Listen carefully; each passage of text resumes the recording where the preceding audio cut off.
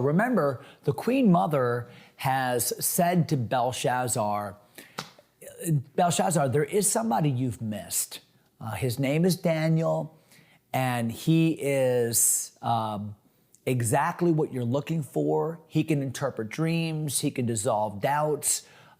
Your father, your predecessor, your grandfather, really, by history, Nebuchadnezzar he was famous in his court. He did exactly this for Nebuchadnezzar, and what he did before, he can do again because he is connected to God. So Daniel is sent for.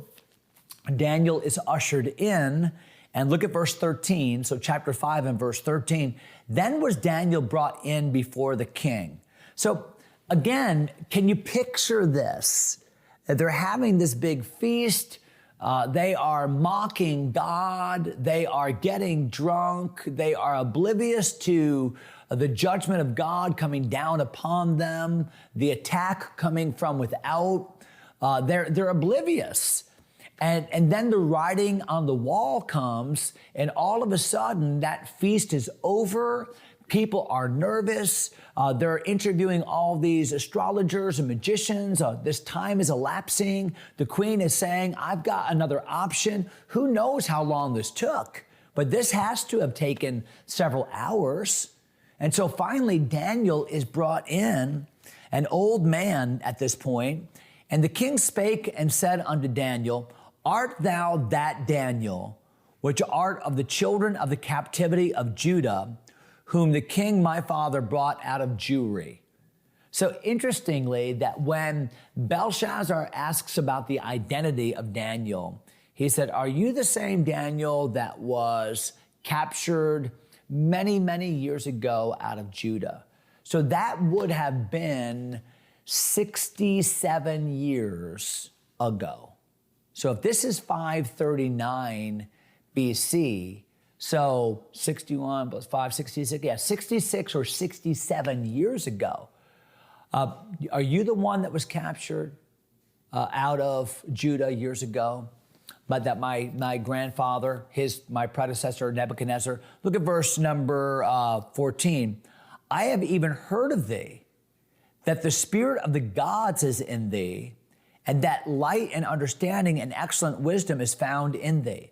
It's almost as if Belshazzar is speaking in the language of, wow, I heard about you. I didn't know if you were really real. Are you the same one? I've heard stories about how you didn't eat the meat, and stories about how you interpreted this dream about the image, and stories about your friends in the fiery furnace. And I've heard these stories about how you interpreted that dream for my grandfather, and he went out and was a wild beast, and just all of that. Are you really that guy? I sense, that's what I'm sensing in the questioning here of verses number 13 and 14. Now, look at verse 15. And now the wise men, the astrologers, have been brought in before me, that they should read this writing and make known unto me the interpretation thereof. But they could not show the interpretation of the thing. And I have heard of thee, that thou canst make interpretations, dissolve doubts. And now if thou canst read the writing and make known to me the interpretation thereof, thou shalt be clothed with scarlet and have a chain of gold about thy neck, and shalt be the third ruler in the kingdom. People generally will, they'll generally try to incentivize you based upon what incentivizes them. So what is Belshazzar all about? Belshazzar is all about power and riches and prestige and all of that, fame. That's what he's about. So Belshazzar thinks the greatest thing I can offer someone else is power and riches and fame and all of that, right? Because in his mind, that's the end all be all. Boy, I'm at the top of the ladder. I'm at the top of the food chain, and I'm going to do this guy a real favor if he interprets this. That's the way criticism works too. People that criticize, They don't criticize you because of what you do or because of who you are. People that are critical criticize because of who they are, especially people that criticize motives. People try to criticize your motives. That's a hard thing to bear, by the way. When people criticize your motives and assign to you some nefarious, underhanded motive when your motives were sincere. Because how do you defend your motives? People can't see your heart. Only God can see your heart. But understand this, and this will encourage you, that when people criticize motives, really what they're doing is they're revealing their own motive. What they're saying is, that's what I would do if I were in your position. I would be greedy. I would be lustful. I would be manipulative. I would be... And what's happening here is Belshazzar is revealing that the things that get him up in the morning, the things that incentivize him, the things that are meaningful to him are position and prestige and honor and majesty and accolades. Now, the funny thing is, and I say funny, I mean the odd thing, is that Daniel is going to interpret the dream. And the dream's going to be a dream of, not the dream, but the writing. And the writing is going to be a writing of judgment, as you know, against Belshazzar. And this very night, Babylon is going to fall. This very night. So Daniel will have received all of these accolades, all of these honors, the gold chain, and all of it, this position, and it only lasts for a few hours. Because by the time the night is out, Babylon is destroyed and the Medo-Persians have come in. And you know, that's a great little illustration of what earthly reward looks like. Yeah, it might last longer than a few hours, but in light of eternity, people that live for this world's applause, people that live for this world's stuff, people that live for the accolades they can get or the people they can please, honestly, that's an illusory thing because it only lasts for just a moment. And who cares? Because it's here and then it's gone. Even if you get it for an entire lifetime, where is Nebuchadnezzar? He's gone. Remember what Daniel said about him. It's here and it's gone. The Bible says, what is your life? It's even a vapor that appeareth for a little time and then vanisheth away. The Bible says our life is like the grass that withers. It's like the flower of the field that today is and tomorrow is gone. Wow, what an illustration. It can be beautiful, but it's just a temporary thing. So Daniel is not motivated by any of this. Daniel is not motivated by temporary successes. This world is just not his home. He has lived an entire life away from his people, an entire life away from the temple, entire life away from Jerusalem. He'll never see it again. He's prayed for his whole life for the peace of Jerusalem. He'll not see it in this lifetime. Okay, but Daniel's not living for the now and now. He's living for the future. He's living for eternity. And so these things that are offered to him are meaningless. And because he's lived his whole life this way, they become more and more meaningless the older he gets. Because he just has seen over a lifetime that what's really important is serving God. Now, Solomon learned that lesson too, but he learned that lesson in the exact opposite way. He learned that lesson through the school of hard knocks, where he got all the riches and he had all the opportunities and he chased all the fame and fortune and pleasure and all of it. And then got to the end of his life and said, wow, that was unwise. I had all this wisdom available to me. I didn't act upon it.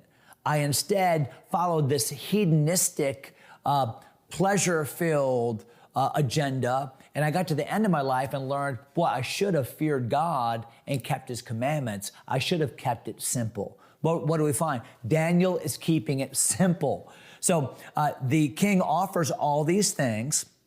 And then verse 17, I love this answer. This is so good. Look at verse 17. Then Daniel answered and said before the king, let thy gifts be to thyself, and give thy rewards to another. Yet I will read the writing unto the king and make known to him the interpretation. Oh my, I love that. Hey, king, thanks but no thanks. Hey, just keep your gifts and the titles and the awards you want to give, just give it to that guy over there. Give it to him. I don't need it. I'm not doing what I do for you. And I'm not doing what I do for personal reward. I'm doing what I do because I'm a servant of God and I'm going to obey him. Boy, it just seems as if Daniel's character has been so formed and so forged that this is just his reaction to anything. Think about it. He is being, the carrot of everything that the world offers is being dangled in front of him. Everything. And Daniel's saying, keep it. You can have it. I don't want it, okay? But what I do want to do is tell you what God told me to tell you. You just couldn't buy off Daniel, could you?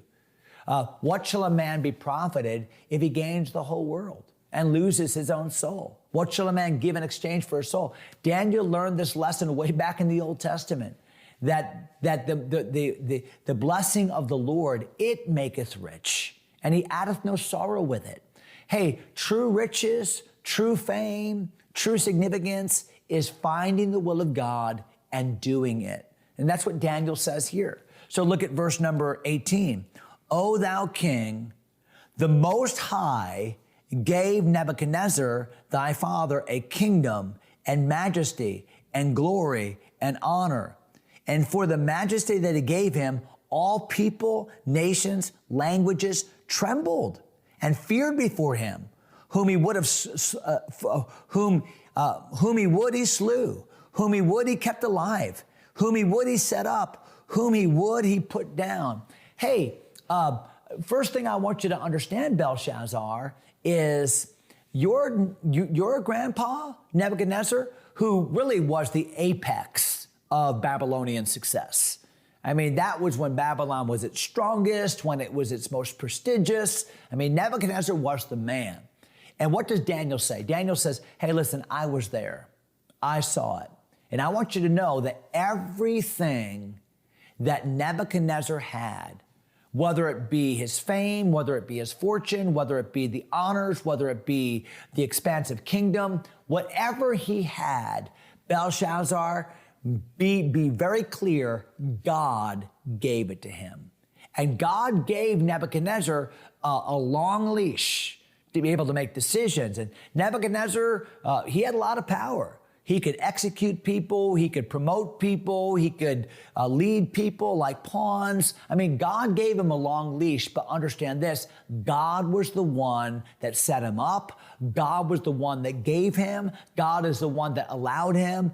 God, the Most High. In other words, the God that you have been denigrating in Belshazzar, the God that you have erroneously thought that you control because you've taken these goblets and you've drunken this wine from God's cups and you have acted the fool. Understand that the Most High God is the God that has given you life and every good thing that you own. Now, he's going to say some things that are a lot more pointed than this. Okay, we're going to have to look at those things tomorrow. But boy, what a start. What a start, where he says, hey, Belshazzar, God did this for your grandpa, the Most High God. And there is nothing he did outside of the allowance of and outside of the permission and outside of the equipping of God. So, and I'll give you a sneak preview, okay? So tomorrow I'll show you where Daniel says, and Belshazzar, the hard part about all this is you knew better. You knew better and you did it anyway. We'll talk about that tomorrow. God bless you, my friends. Have a great day. Don't forget to go to midweek service tonight at your church, and we'll see you tomorrow. God bless.